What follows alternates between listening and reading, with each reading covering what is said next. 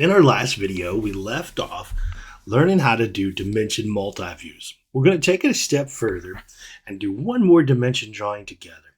And let's take a look through our multiview drawings. Last time we discussed how to pick the best front view. We discussed also what a multiview looks like. And then we even went and we did this multiview together. In this video, we're going to take a look at this multiview drawing. Now, there are a couple of things we really didn't get to last time, and those are the different line types.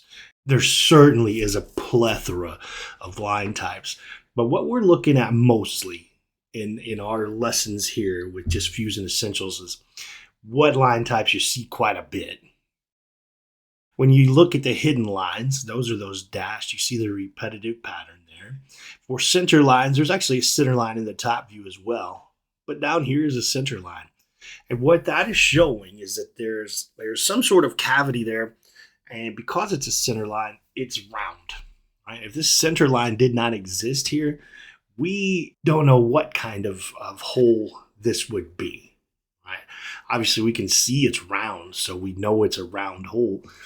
Okay, now the hidden line, it helps us to understand that this goes all the way through this object. So when we look at the isometric view, we can tell, hey, that does go all the way through based on these other views. If we just look here, you really can't tell if that goes all the way through. It could stop, an inch into the thing. So then we also know it's a through hole because it says through right here on the diameter of the hole. Now a center mark is pretty important as well, and that lets us see this little plus sign here in the middle of the hole. So I always tell my kids, hey, when we drill a hole in real life, we need to know a couple of things. We need to know the diameter of the drill bit. In this case, it's 0.25. And we also need to know where to locate the drill bit, which in this case is 0.5 from each edge. Let's go ahead and tackle this one together. All right, so the first thing I'm going to do, I'm going to go into Fusion. I'm going to save because that's best practice. We'll say lesson 7. And we'll call this Multiview 2. Right? And we're also going to save it in our Fusion Essentials folder. We'll go ahead and toggle the data panel so we can get more screen real estate. Let's go back and let's take a look now at this drawing. So here's our front view. We know that it's 3 inches long, and it's 1.5 inches tall, and it's 1 inch thick. So I think I'm going to take care of that, right? So 3 by 1.5 by 1 inch thick. So let's go into Fusion and take care of that. All right, so let's go into sketch mode and let's choose that front plane. We're going to start with the rectangle right there in the origin. We know that it is 1.5 inches tall. We tab over, it is 3 inches long. We'll press enter and we'll press E to extrude it, and it's 1 inch. Go ahead and we'll home it, just kind of center things up. So everything is going to happen right here. Let's take a look at the dimensions. So we're at 1.5 by 3 by 1. We took care of that.